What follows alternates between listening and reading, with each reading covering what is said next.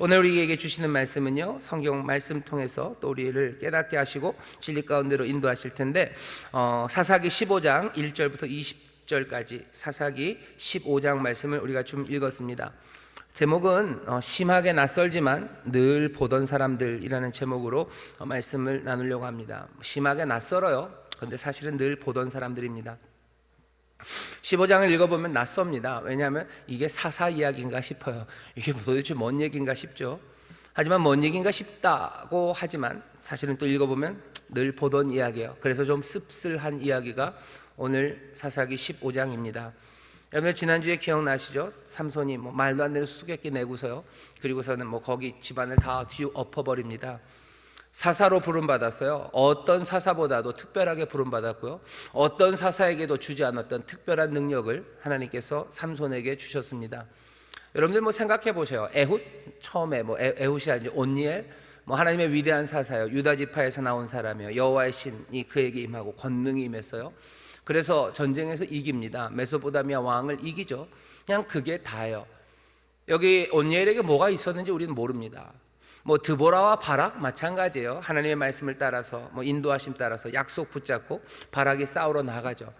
드보라가 지혜롭게 여러 가지 판단을 하면서 이스라엘의 평화를, 샬롬을 가져옵니다. 그냥 나쁘지 않아요. 기드온 나쁘지 않아요. 뭔가 좀 처음에는 용사가 아닌 것 같았지만 점점 발전되어 가는, 그게 꼭 좋은 발전인지 나쁜 발전인지는 우리가 판단해 봐야 되겠지만 그냥 그 정도입니다. 하지만 삼손은 사람의 능력을 뛰어넘는 굉장히 특별한, 어쩌면 이 능력이면 이스라엘을 넉넉하게 구원하고도 남을, 물론 잘 사용해야 되겠죠, 그런 은사를, 선물을 삼손에게 주셨습니다. 탄생부터 특별했어요. 구별돼야 되는, 어떻게 살아야 되는지를 낳으면서부터 구별한 사람, 그 사람에게 또 특별한 힘을 주시고, 오늘 본문에서도 나오겠지만 삼손이 넘어지고 그리고 제대로 못할 때도 하나님께서는 삼손에게 은혜를 주시는, 그렇게 은혜를 받은 사람, 특별한 사람이 삼손이었습니다. 근데 15장을 보면요, 도대체 이 사람이 누군가 싶어요. 그렇게 특별한 사람인가? 이 사람이 그렇게 특별한 사람인가?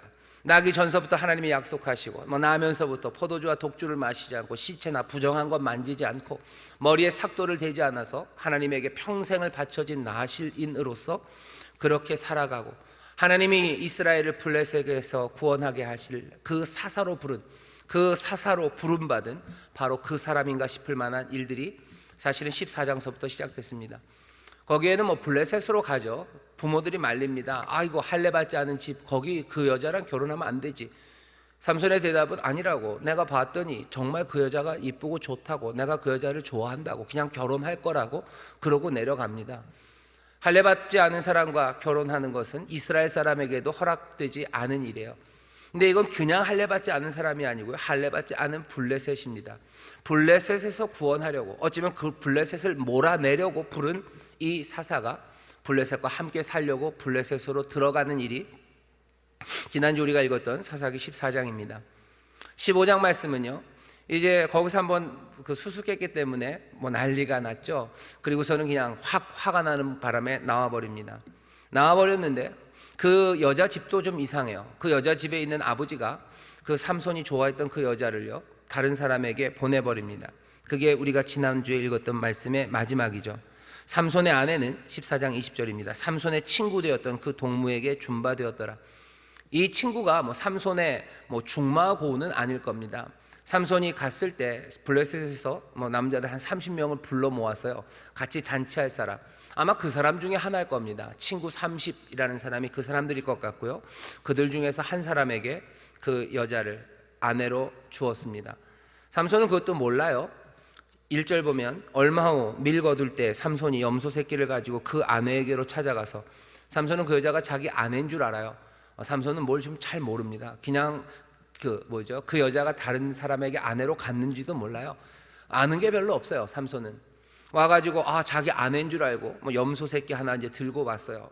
밀 거둘 때가 되니까 추수 때가 되고 기분이 좋을 때죠. 그런 염소 새끼를 가지고 그 아내에게로 찾아가서 가로되, 내가 침실에 들어가 내 아내를 보고자 하노라. 장인이 들어오지 못하게 하고 가로되, 네가 그를 심히 미워하는 줄로 내가 생각한 거로. 미워한단 말 하지는 않았습니다. 그래도 그 장인이라는 사람은 그냥 네가 미워하는 줄 안다, 핑계죠. 그냥 핑계를 대고 그를 네 동무에게 주었노라. 그 동생이 그보다 더욱 아름답지 아니하냐? 청하노니 너는 그의 대신에 이를 취하라. 삼손이 뭐 얼마나 무지막지한지는 이 남자, 이 장인도 압니다. 어쩌면 그래서 그 딸을 빼돌렸는지도 몰라요. 무지막지한 삼손이 사람 30명을 때려 죽인 이야기가 뭐 파다하죠. 파다한 이 사람, 이렇게 무지막지한 사람 누가 사위로 받고 싶겠습니까? 게다가 삼손이 와서 그렇게 한번 난리를 치고 갔으니 이제 돌아가면 안 올 거다라고 생각했는지 몰라요. 생각이 있는 사람이면 오지 않겠지. 근데 장인이 잘못 생각했어요. 왜? 삼손은 생각이 없는 사람입니다. 그 난리를 치고도 또 염소 새끼 하나 메고 덜렁덜렁 오는 거예요. 자기 아내라고 옵니다. 황당했겠죠. 이게 뭔가. 근데 얼마나 힘이 센지는 이제는 좀 압니다. 30명을 그렇게 죽인 거를 알아요. 그러니 뭐 겁나기도 하죠. 동생을 데려가래요. 동생이 더 어려요. 그리고 더 아름다워요. 그러니 더 예쁜 동생이 있으니까 이 동생 데리고 가라고. 아버지도 좀 그래요. 아버지의 판단은 뭐 삼손이 마음에 안 들었던 겁니다. 그러니까 그 아내 되려고 했던 여인을 다른 사람에게 시집 보냈죠. 하지만 삼손이 또 쳐들어오니까, 생각하지도 않았던 삼손이 쳐들어오니까 자기 둘째 딸을, 둘째인지 뭔지 모르겠지만 그 여자의 동생을 그냥 또 줘버립니다. 무책임하죠. 아버지는 자기 딸을 지켜야 돼요. 왜? 삼손이 어떤 사람인지 이제 장인은 알죠. 힘만 세고 아무 생각 없는 사람이라는 거 삼손의 장인은 압니다.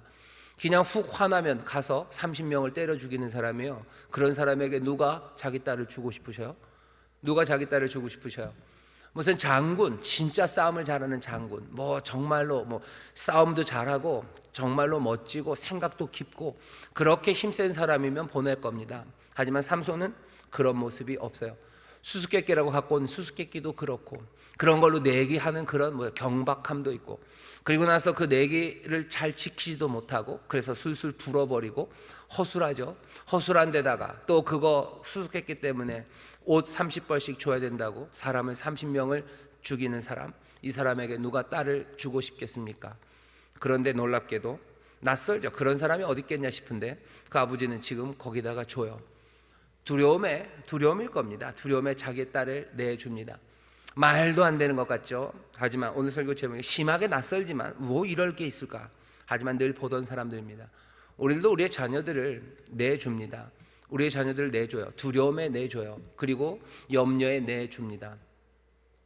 어이들에게, 내 자녀에게 그게 분명히 좋은 결과, 좋은 일이 아닌 줄 알아요. 그러면서도 내줍니다. 내주는 데가 많아요. 뭐 공부할 때도 그렇고요. 애들이 그렇게 뭐 아침 새벽에 뭐 6시에 나가서 밤에 막 11시에 2시에 오는 거, 거기에 우리가 내주죠. 그렇게 살 수 있나요? 살 수 없죠. 근데도 거기에 그냥 내줍니다. 내 자녀들이 뭐 악한 일이라고 생각할 수 있는 것, 아니면 그렇게 살면 안 되는 것, 그래도 두려움과 염려에 그냥 내줍니다. 그리고 그것들을 막 가로막지 않아요. 그냥 내어놓습니다. 여기 아버지가 그렇게 해요. 그런데 삼손은 거절합니다. 삼손이 그들에게 이르되 이번은 내가 블레셋 사람을 해할지라도 그들에게 대하여 내게 허물이 없을 것이니라. 사실은 뭔가 잘못한 사람이 있다면 그 아버지와, 그리고 어쩌면 그냥 가라고 간 그 여자, 아내 될 여자였을 거예요. 근데 삼손은 어떻게 복수를 합니까? 여기 있는 것처럼 여우 300을 잡아요. 부지런도 하죠. 여우를 300을 잡아가지고요, 꼬리와 꼬리를 메고 거기에다가 횃불을 한 다음에 밀밭에다 그냥 뿌려놓습니다. 곡식 거둘 때가 됐어요. 그러니까 밀밭이 다 타고요. 뭐 모르겠어요. 밀은 팝콘처럼 터지지는 않겠죠. 그래서 밀밭이 다 탑니다. 그리고 감남원, 올리브나무, 올리브밭도 다 타요. 몽땅 다 태우죠. 이건 전쟁의 방식은 아닙니다. 신세기래네요. 신명기 20장을 보면 전쟁할 때도 과실, 뭔가 열매를 맺는 나무는 찍지도 말래요. 전쟁하다 보면 나무를 꺾을 때가 있습니다. 나무를 꺾기도 하고 그 나무로 무슨 뭘 만들어서 사다리를 만들기도 하고 해요. 하나님이 얘기하시는 건 과실 맺는 나무는 쓰지 말아라. 정말로 전쟁에 써야 된다면 과실 맺지 않는 나무 쓰는 거고, 과실을 맺는 나무는 너희들이 찍으면 안 돼요. 과실을 맺는 나무는 생명이기도 하고요, 더 중요한 것은 결국은 그건 너희들이 먹을 거다죠. 하나님이 먹을 걸 선물로 주신 거예요. 너희가 먹을 거고 또 다른 사람들이 먹을 거예요. 그것들 버리고 그것들 찍어서 전쟁에 쓰는 거 아니다 그러는데, 삼손은 뭐 그런 거 기억도 못합니다. 이제 밀을 거둘 때가 된 그 밀밭을 다 태워버려요. 그리고 감남원, 그 올리브 그 올리브들 가득한 그 나무들을 여우 300으로 태워버립니다. 300 그리고 거기에 불이에요. 기억나는 건 기드온입니다. 300명의 용사 그리고 거기에 있었던 횃불, 여기도 회죠. 회에다 불을 붙입니다. 하나님은 구원하기 위해서 300을 사용하셨어요. 삼손은 300 그리고 불이 있지만 뭘 위해서요? 이스라엘의 구원과는 아무 상관없어요. 그냥 자기의 복수입니다. 자기 기분 나빴다는 거예요. 정말로 복수를 해야 되고 아니면 복수를 해야 된다면 장인이랑 장인한테 뭘 한다 그러면 혹시 또 그 문제를 해결하기 위해서 뭔가 고민하고 이것들 해결하려는 시도들 아무것도 없어요. 그냥 기분 나쁘다는 거죠. 그냥 기분 나빠요. 나를 이렇게 만들었으니 삼손이 하는 말을 보셔. 이번은 내가 블레셋 사람을 해야 할지라도 그들에 대하여 내게 허물이 없을 것이라. 내가 이렇게 해도 내가 뭔 잘못이 있냐 그러며 말도 안 되는 자기 행동을 정당화합니다. 기분 나빴다는 거예요. 화났다는 거예요. 내가 화났으니까 내가 화가 났어요. 그러니 내가 하고 싶은 대로 하면 되는 거예요. 내가 화났으니 폭력을 써도 돼요. 내가 화났으니 말도 안 되는 비합리적인 일을 해도 돼요. 거기에 대해서 아무 말 하지 말아요. 왜? 그건 정당한 일이에요. 왜? 내가 화났기 때문이에요. 삼손은 그런 사람입니다. 낯설죠. 뭐 이런 사람이 있을까? 하지만 이건 것도 늘 보던 사람들입니다. 우리가 분노하기 시작하면요 아무 것이나 막 해요. 그리고서는 정당화해버립니다. 그래도 되는 거예요. 싸우다가 애꿎은 텔레비전을 깨뜨립니다. 왜 그래요? 싸우면 이러면 안 되지만 진짜 미우면 그 사람을 때리면 돼요. 그래도 안 되죠. 안 되지만 왜 애꿎은 텔레비전을 깨뜨려요? 그래도 돼요. 왜? 내가 화났기 때문이에요. 내가 화났으니까 그래도 돼요. 그거에 대해서 누가 뭐라는 거죠? 이번은 내가 블레셋 사람을 해야 할지라도 그들에 대하여 내게 허물이 없다. 이건 내 잘못 아니다요. 집에서 싸우다가 텔레비전 깨는 거 그건 그래도 좀 양반입니다. 바깥에 나와서 일어나는 일들을 보면 말도 안 되는 일들 많아요. 그냥 자기의 분노들을 이용해 가지고요 사람들의 분노를 이용해서 사실은 말도 안 되는 일들 그런 폭력들을 정당화합니다. 민족을 막 쓸어버려요. 한 집단을 그냥 다 죽여버려요. 그리고 다 쫓아냅니다.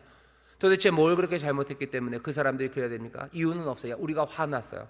우리가 화났고 그리고 니네 거기에 뭐라도 연관이 있으니 이 밀밭과 그리고 감나무는 무슨 연관이요? 그냥 블레셋 사람들의 것이라는 그 연관만 있어요. 그러니 그것들을 다 태워버립니다. 히틀러가 했던 일들이 그래요. 미얀마에서 로힝야족 이런 사람들 쫓아내서 몇십만의 사람들이 난민으로 가는 일 그런 일들이에요.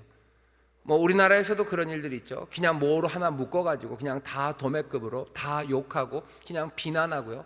말도 안 되는 알지도 못하는 확인도 안 된 고민도 안 한 그런 욕들과 그리고 모욕하는 것들을 그냥 쏟아 붓습니다.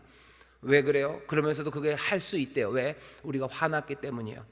우리가 화나고 내 기분 나빠요. 그러니까 아무거나 해도 돼요. 그게 삼손이 지금 하는 일입니다. 이러면 안 될 것 같죠? 참 성경에 보여지는 사사의 모습과는 낯설죠. 하지만 늘 보던 사람 이 모습이 여기에 있습니다. 여우 300을 가지고 거기 있는 곡식과 감람원을 불살랐어요.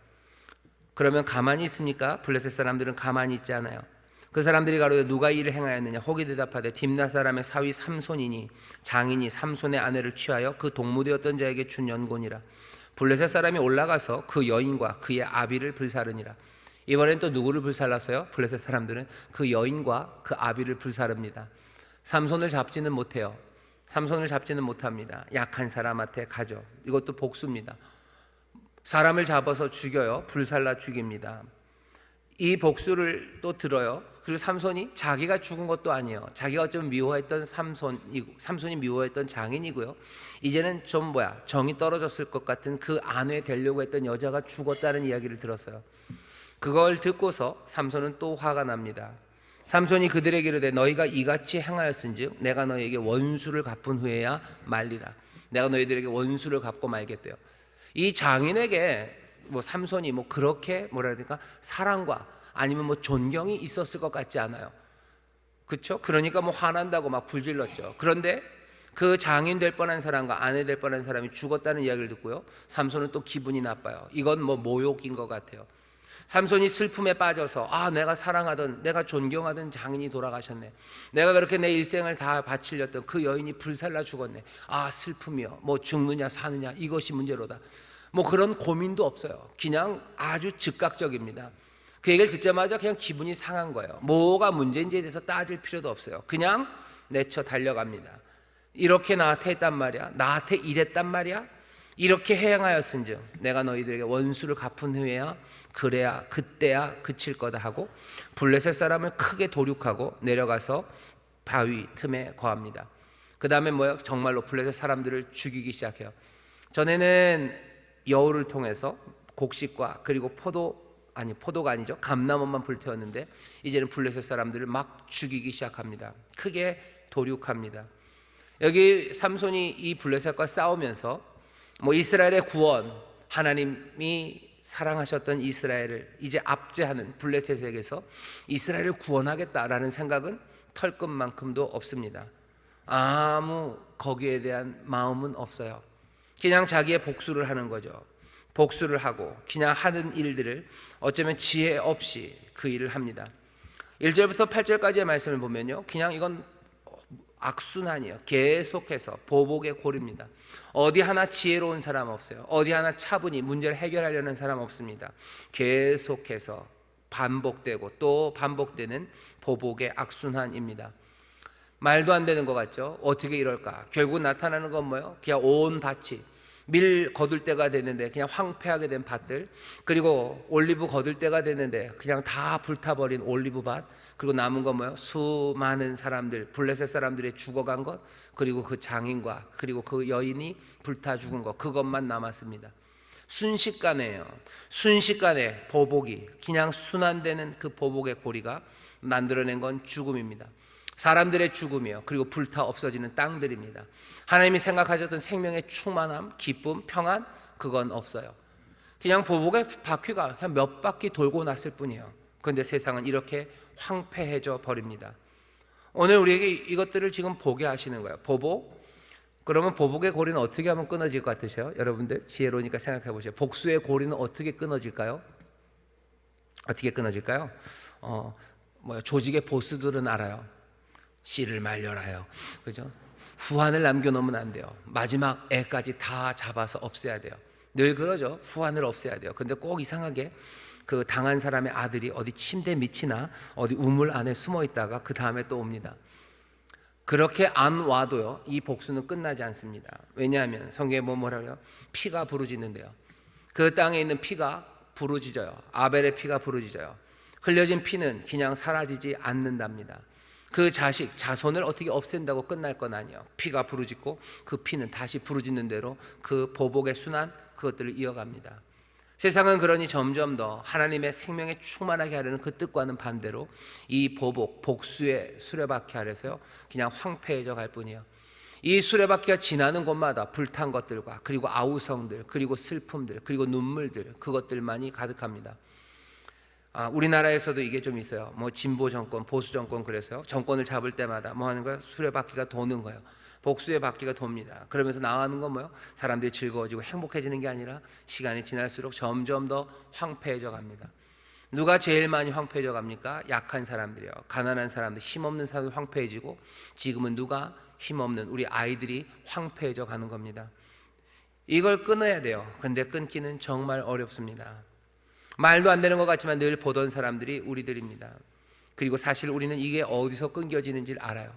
누군가가 그 보복, 그리고 그 복수의 악순환, 거기를 멈춰 세우는 사람이 있어야 돼요. 누가 그것들을 멈춰 세워야 돼요. 누가 거기 내가 당한 것, 거기에서 용서하기 시작해야 돼요.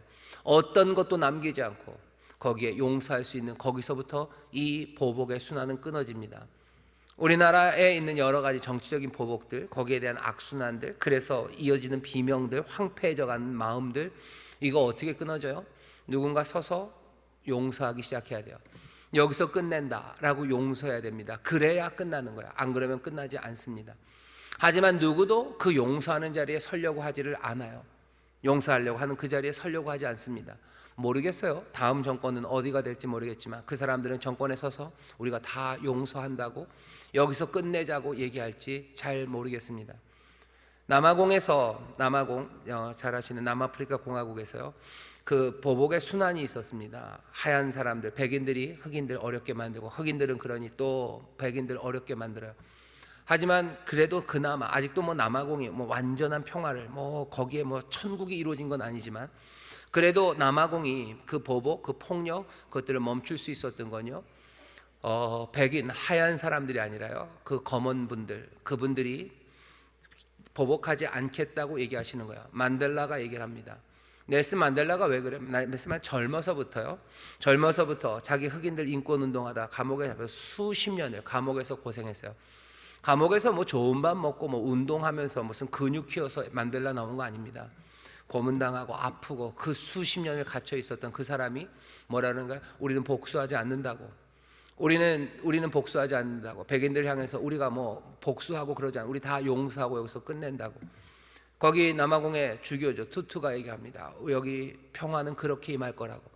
그 얘기들을 받아들여요. 그러니 흑인 사람들이 우린 복수하지 않을 거라고 자기들의 손에 있는 것들을 다 내려놓습니다.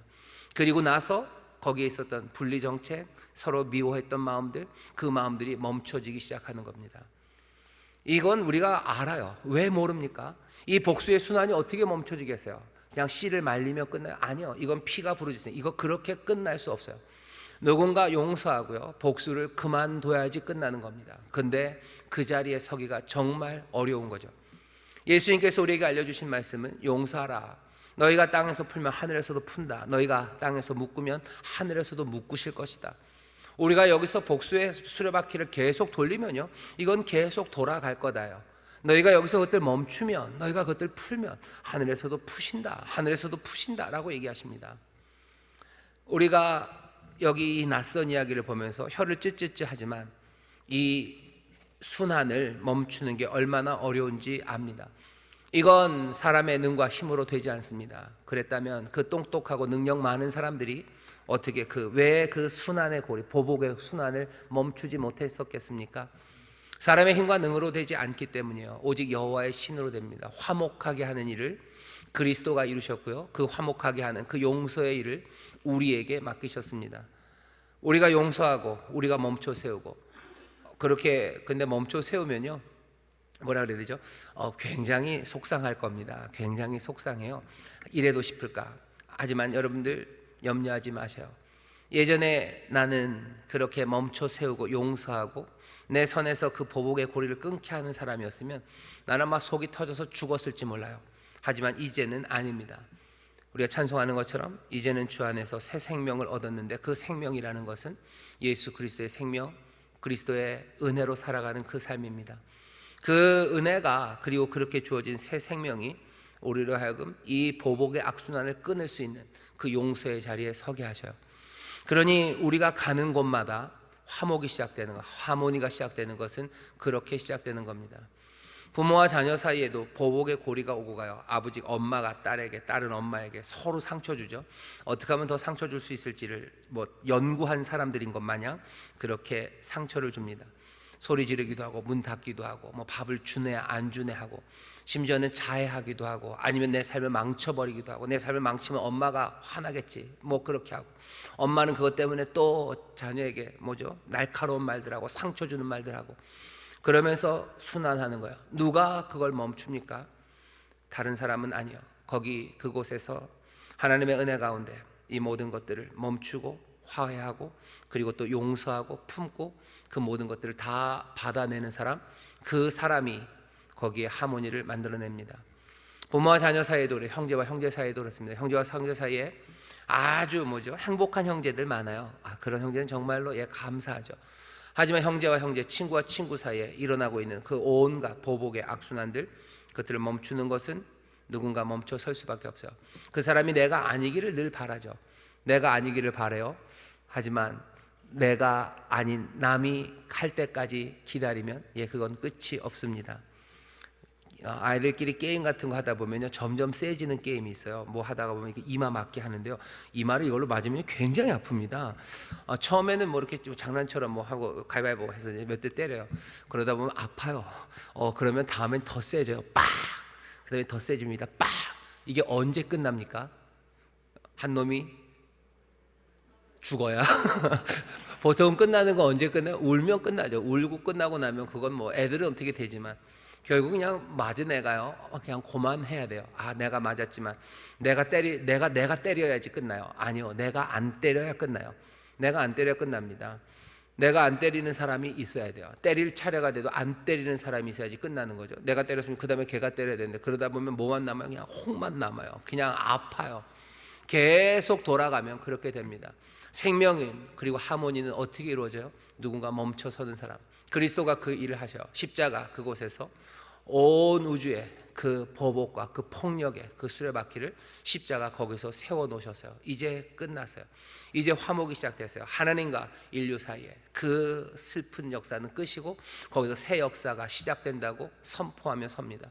우리는 그 은혜를 받은 사람이고요, 지금 또 우리는 그 그리스도의 일을 감당하는, 우리의 능력으로 됩니까? 아니요. 그러니 사람의 힘과 능으로 되는 거 아니에요. 여호와의 신으로, 성령으로 됩니다. 성령님이 우리에게 주시는 사랑으로 되는 거예요. 성령님이 우리에게 주시는 은혜로 되는 거예요. 성령님께서 우리 가운데 주시는 감동으로, 성령님께서 우리에게 예수 그리스도를 기억하게 하시는 그 은혜를 기억하며 내가 누구인지를 기억하게 하시는 것. 예수님 얘기하시죠. 빚을 탕감받은 사람들이 있어요. 빚을 탕감 많이 받은 사람들, 그 사람들 탕감하는 거 당연하지 않느냐라고 물으셔요. 그것을 기억하게 하시는 것, 그것이 성령이 하시는 일입니다. 내가 그것들을 기억하지 못하기 때문에 나도 복수하는 거예요. 하나님이 나에게 주신 은혜, 그것들을 기억하지 못해요. 그게 생각나지 않아요.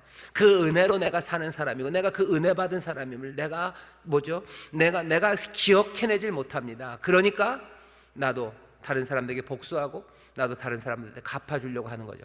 성령님이 우리에게 하시는 일은 우리가 은혜 받은 사람임을 기억하게 하시는 거예요. 기도할 때마다 하나님의 사랑을 우리 가운데 부으시고 또 삶의 진리 따라 갈아가는 기쁨을 주시고 전에 없었던 생명으로 살아감을 우리한테 깨닫게 하심으로써 우리가 누구인지를 자꾸 기억나게 하시는 분, 그분이 진리의 영이신 보혜사 성령님이십니다. 성령님이 함께 하시는 거, 아들의 영이에요. 우리가 은혜 받은 아들이 될 수 없으나 우리를 아들 삼으셨음을, 죽을 수밖에 없으나 살리셨음을, 은혜 바깥에 있으나 이제 은혜 받은 자임을, 자녀가 아니었으나 이제 자녀가 된 자임을 깨닫게 하시는 것, 그것이 성령님의 은혜입니다. 우리의 견갑골 사이로 깨닫게 하셔요. 주르르르르 흐르는 은혜, 그 찌릿함으로 깨닫게 하시고, 지난주 설교에 보면 다시 숨쉬게 하심으로 우리를 깨닫게 하셔요. 그 다시 숨쉬면서 그래, 내가 하나님 자녀지요, 그래, 하나님이 나를 사랑하시지 라는 그 귀한 깨달음입니다. 그 숨쉼이에요. 그 찌르르함이에요. 그 은혜예요. 그 평강이에요. 그리고 그 기쁨이에요. 우리의 배에서 뭔가 쏟아져 나올 것 같은, 터져 나올 것 같은 그 귀하신 은혜가 성령님이 우리를 인도하시는 그 은혜의 방법입니다. 그것이 있는 사람들이요, 이 온 인류를 죽음으로 몰아가는 이 보복과 복수의 악순환, 그것들을 멈춰 세워요. 이 보복과 복수의 악순환은요, 정말로 무지합니다. 정말로 비합리적입니다. 말도 안 됩니다. 삼손이 그렇다고 왜 300명을 그렇게 합니까? 그 일이 있다고 왜 그 아버지와 그 아내, 그 딸을 불사릅니까? 그거 불살랐다고 왜 내가 화나가지고 블레셋 사람들 막 쳐서 도륙을 합니까? 말도 안 되는 비합리적인 분노와 말도 안 되는 정당화, 폭력들, 그 무지함, 그것이 만들어내는 이 악한 세상을 막아서는 것, 그건 성령 안에서 내가 누군지 깨달은 그 사람들이 할 수 있는 일입니다. 9절부터 보면요, 또 자기들이 누군지 완전히 잊어버린 사람들이 있어요. 이 사람들의 이름은 유다입니다. 블레셋 사람이 이제 삼손을 잡겠다고 와요. 그랬더니 유다 사람이 3,000명이 갑니다. 너희가 어찌하여 올라와서 우리를 치느냐? 10절이에요. 이거 우리 집에 왜 왔니? 우리 집에 왜 왔니? 그거랑 비슷해요. 꽃 찾으러 왔단다. 꽃 찾으러 왔단다. 무슨 꽃을 찾으러 왔느냐? 저 삼손 저 꽃을 찾으러 왔단다. 그런 거죠. 그래서 가위바위보 안 하고 그냥 묶어서 내줍니다. 가위바위보도 유다는 안 해요. 3,000명이 그 얘기를 듣고서 삼손을 잡으러 3,000명이 갑니다. 이 3,000도 이상해요. 3,000이면 기드온의 300용사의 10배입니다. 기드온의 300명의 용사를 가지고도 하나님은 그 미디안의 12만 5천을 이겼어요. 지금 여기 블레셋이 얼마가 왔는지는 모르겠는데 유다 3,000이면 하나님의 능력과 함께라면 그냥 단순 계산으로도 그냥 거기 블레셋에 120만이 와도 이길 수 있습니다. 그런데 3,000이요, 유다의 3,000이 전에는 300으로 12만 5천 적군과 싸웠던 이 사람들이 이제는 유다, 그것도 그냥 기드온의 므낫세 지파도 아니에요. 여기 이 사람들이 유다입니다. 사사기 1장에 있었던 유다입니다. 누가 먼저 올라갈까 할 때, 너희 유다가 먼저 올라가라 했을 때 바로 그 유다예요. 유다가 가나안 전 지역을 휩쓸고 다닙니다. 1장 18절에 보면 아스글론, 가사, 그래서 블레셋 지역들, 거기에 있는 성들, 경내들, 거기를 다 휩쓸고 취했던 바로 그 유다입니다. 유다의 사자다라고 말할 만큼 사자처럼 그 가나안 땅을 휩쓸었던 유다예요. 그 유다 지파 3,000명이 이제는 블레셋을 싸우러 온 게 아니라요, 삼손 하나 잡으러 왔어요. 이 비율이 너무 이상해요. 그죠? 300으로 12만 5천을 이겼는데, 므낫세도 그랬는데, 이제 유다 3천이 블레셋과 싸우러 나온 게 아니라 한 사람 삼손을 잡으러 옵니다. 그러고 하는 말이 가관입니다. 뭐라고 얘기해요? 너는 블레셋 사람이, 11절입니다. 우리를 관할하는 줄을 알지 못하느냐? 삼손에게 유다가 하는 말이에요. 블레셋이 우리를 다스리는 거 모르냐? 우리가 블레셋 말 들어야 되는 거 모르냐라고 유다가 얘기합니다. 긴 시간이 흐르긴 흘렀어요. 적어도 200~300년이 흘렀습니다. 하지만 200~300년 전에 유다가 했던 말과는 달라요. 하나님이 우리를 올라가라 하시니 우리가 올라간다고 올라갔어요. 갈렙이 올라가고 온니엘이 올라갔던 바로 그 사람들입니다. 가나안 북쪽부터 남쪽까지 바다까지 그냥 휩쓸며 앞장섰던, 선봉에 섰던 유다입니다. 그 유다가 블레셋이 우리를 다스린다고 그래요. 이 사람들은 하나님 여호와께서 이 사사 삼손을 보냈는지도 모르는 것 같아요. 어쩌면 와서 한다는 말이 너는 블레셋 사람이 우리를 관하는 줄 알지 못하냐? 그러면 삼손은 얘기해야 되죠. 이렇게 얘기했어야 됩니다. 블레셋 사람이 우리를 관할한다고? 아니, 하나님이 우리를 다스리고 하나님이 나를 블레셋에서 건져내는 구원을 위해서 나를 보내셨다라고 말했어야 될 것 같아요. 하지만 오늘 본문 삼손은 그런 말도 안 합니다. 나는 사사다라는 얘기도 안 해요. 어쩌면 그렇게 부름받았다는 이야기를 부모에게서 들은 것 같아요. 들었겠죠. 왜? 평생을 나신으로 살면서 왜 나는 이렇게 사냐고 물었겠죠. 그때마다 부모님들이 얘기를 했을 겁니다. 너는 하나님께서 블레셋에게서 이스라엘을 구원하기 위해서 사사로 부르신 자다라고 얘기했을 거예요. 얼마나 자기가 사사됨을 말할 수 있는 좋은 자리입니까? 질르금 블레셋과 대척점에 있어요. 유다 3천이 나와 있어요. 찬스죠. 내가 하나님이 나를 아시린으로 부르셔서 블레셋에서 구원하게 한 내가 사사다. 하나님이 나에게 이 능력을 주셨다. 유다야, 유다 3천아, 나와 함께 블레셋을 쳐서 하나님의 구원을 이루자. 그랬다면 여기 3천, 마침 모여있는 3천과 싸우면 하나님이 왜 역사하지 않으시겠습니까? 하지만 삼손은 그렇게 말하지 않습니다. 어쩌면 자기가 사사인 걸 거의 까먹은 것 같아요. 누가 물어본다면 대답은 하겠죠. 하지만 자기의 삶 가운데서 사사, 그건 아무것도 아니에요.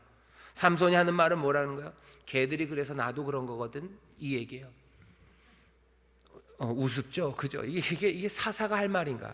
제가 11절 읽어볼게요. 11절이 굉장히 슬픕니다.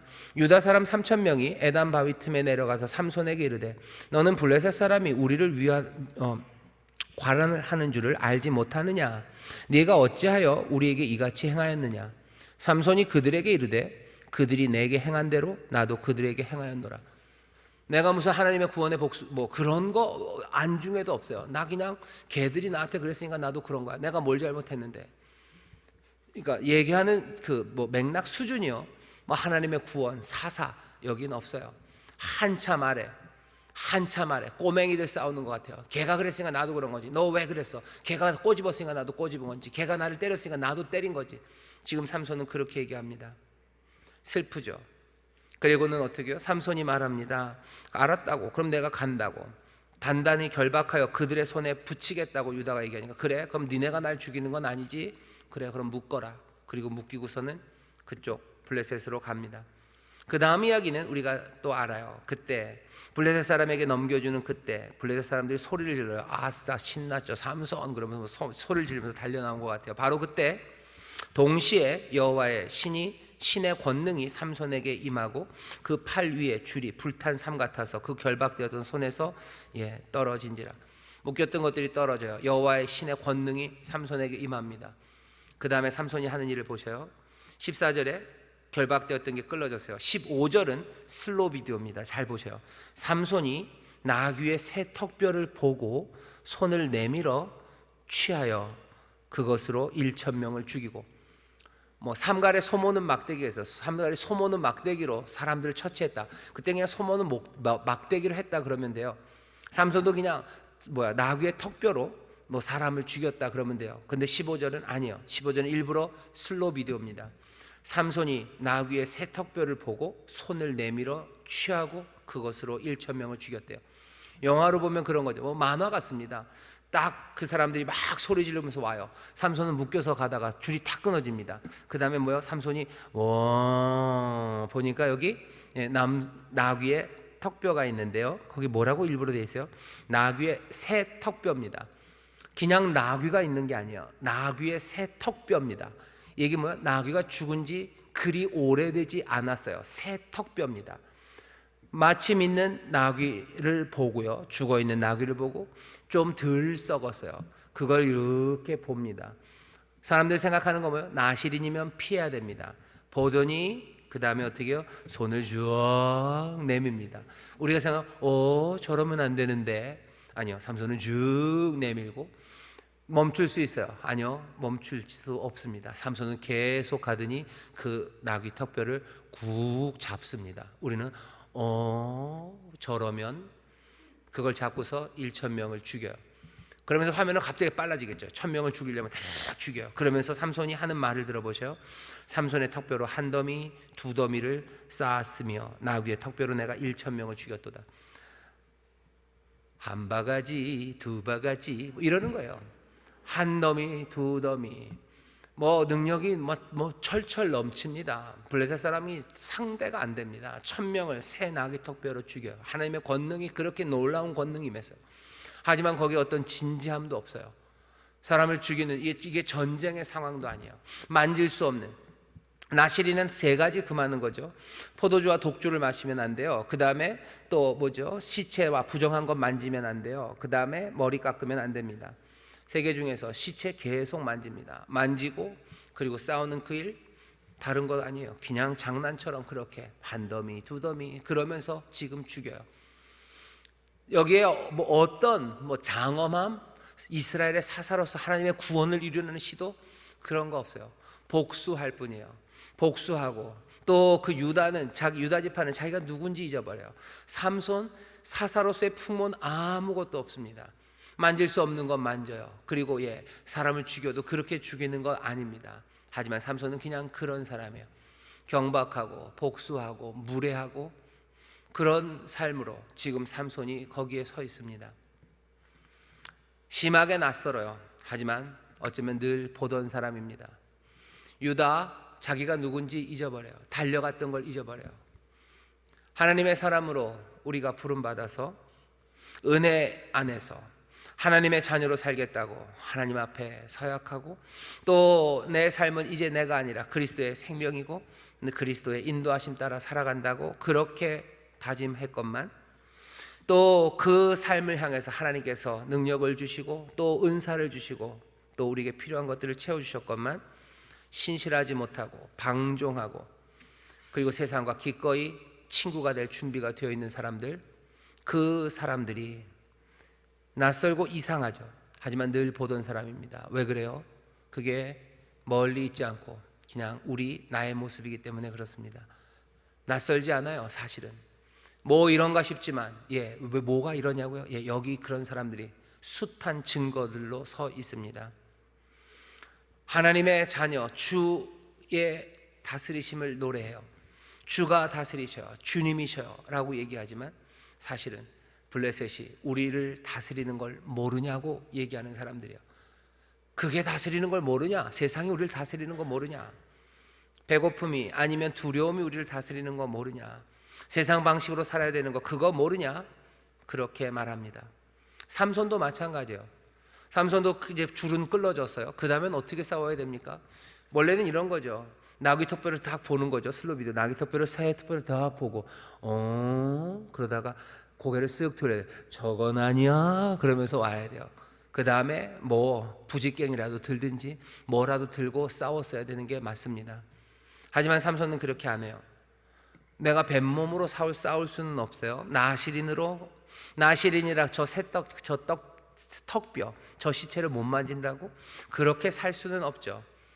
내게 금지되었어요. 하지만 금지되었다고 해서 내가 그걸 정말로 금지된 것으로 살면 나는 그렇게 살 수 없어요. 하나님의 뜻대로 살 수 없어요. 그렇게 구별된 삶? 아이고, 그렇게 살 수는 없어요 하는 거죠. 낯설입니다. 나시린이 어떻게 이럴까? 아니요, 늘 보던 사람들이요. 하나님의 자녀는 그렇게 살 수 없죠. 그러니 즉 봅니다. 그리고선 돌아서야지 맞아요. 하지만 여기 15절에 있는 슬로 비디오처럼 보고 손 내밀고 그리고 붙잡아요. 욕심을 차리는 방법이요, 속이는 방법이요, 하나님의 거룩함과 먼 방법들입니다. 그것들에서 고개를 돌려야 돼요. 손 내밀면 안 돼요. 아니, 너 손을 혹시 내밀었다 그래도 붙잡으면 안 돼요. 하지만 이 슬로 비디오 안에서 왜 슬로 비디오를 보여요? 보여주라는 거, 보라는 거죠. 우리 보고 보라는 거요. 또 동시에 하나님이 이 이야기들을 슬로 비디오로 보고 계셔요. 우리가 새떡별을 보는 것을 보셔요. 우리가 손 내미는 걸 보셔요. 그리고 그것을 붙잡는 것을 보셔요. 하나님은 어떻게 그것들을 보십니까? 여기 수천 명, 1000명을 죽였습니다. 사람들에게는 이것이 하나님의 구원의 능력으로 보일 줄 몰라요. 하지만 하나님이 보실 때는 이 모든 과정들은요, 그냥 슬픔이요, 가슴 아픔이요, 그리고 멸망으로 가는 그 길로 보이실 겁니다. 삼손과 유다가 그렇게 갑니다. 거기에 쌓여진 산의 이름은 턱뼈의 산이에요. 라맛 레히, 턱뼈의 산이라고 이름 붙여지고요. 뒤에 잠깐 붙은 18절부터 이야기는 에낙골에, 부르짖는 자의 셈입니다. 그 뒤에 삼손이 하는 기도도 들어보셔요. 이 기도는 대단합니다. 이 기도가요, 어떻게 대단하냐면요, 뭐라고 얘기하는지 들어보셔요.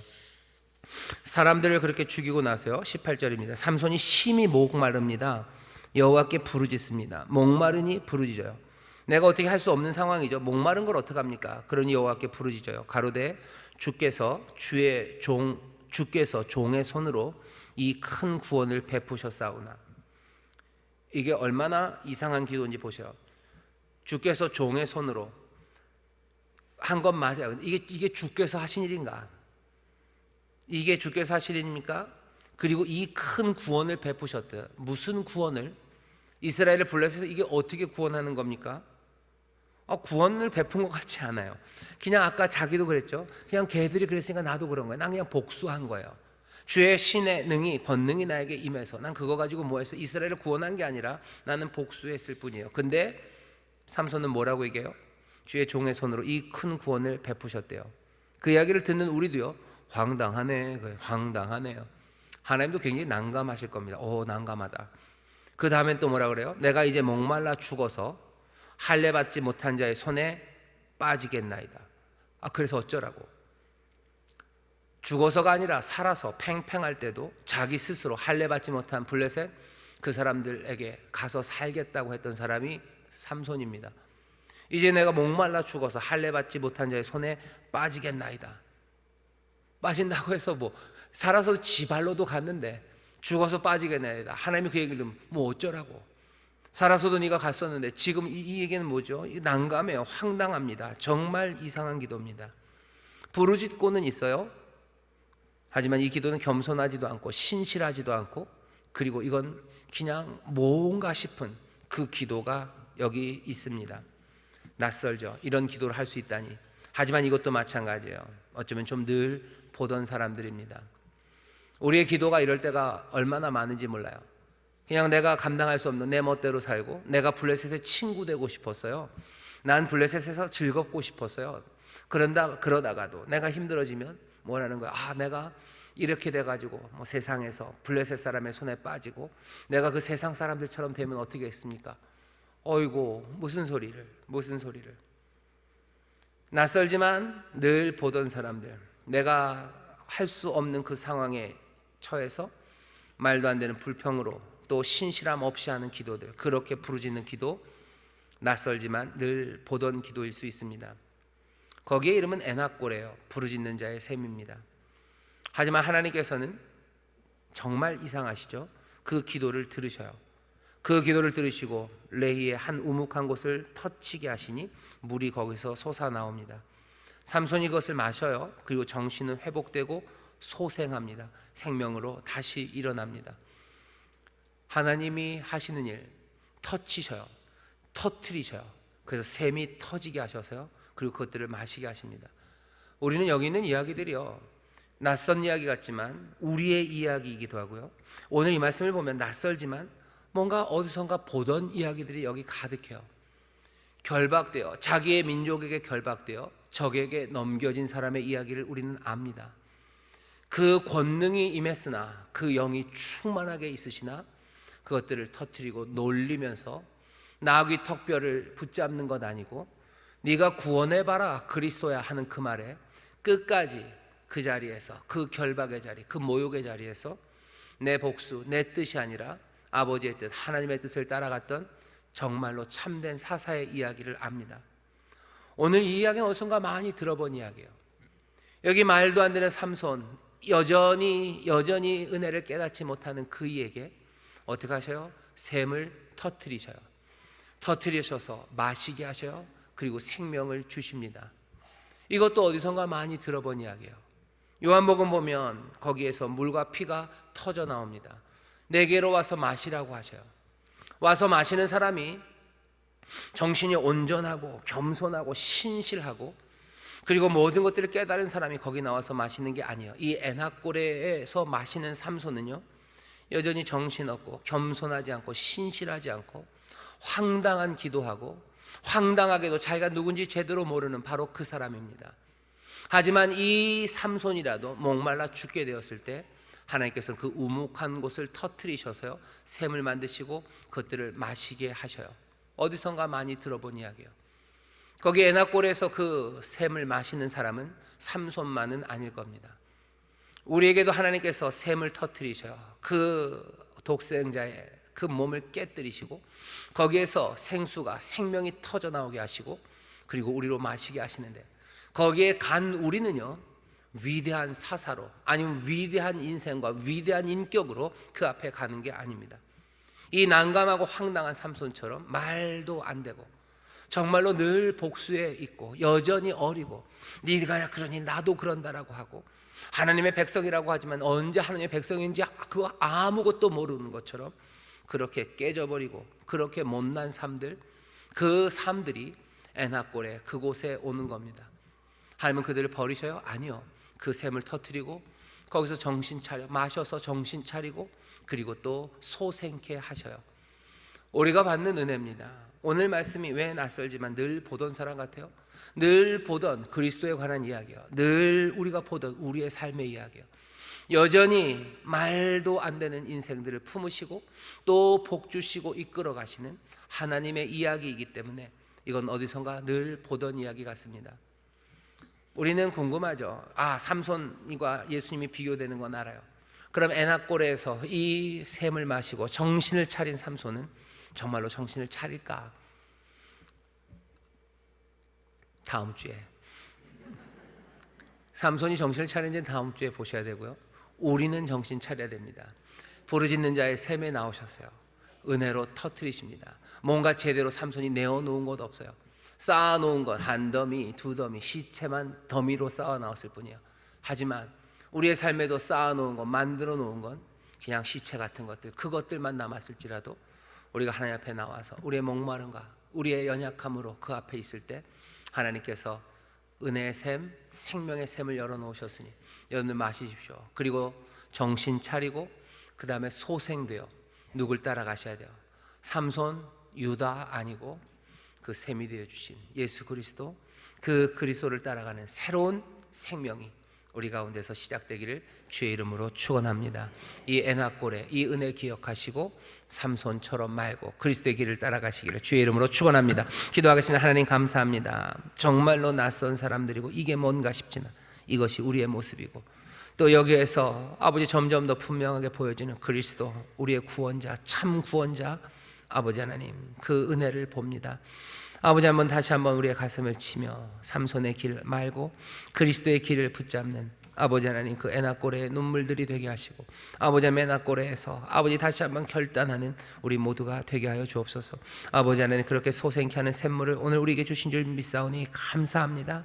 주여, 우리의 목마름을 채우시고 정신이 번쩍 나게 하시고 아버지 하나님 생명의 기운으로 우리를 가득하게 하시니 주여, 주님 영광 받으시고 우리는 다시 한번 진리의 길, 생명의 길을 붙잡게 하여 주옵소서. 감사드리며 예수님 이름으로 기도하옵나이다. 아멘.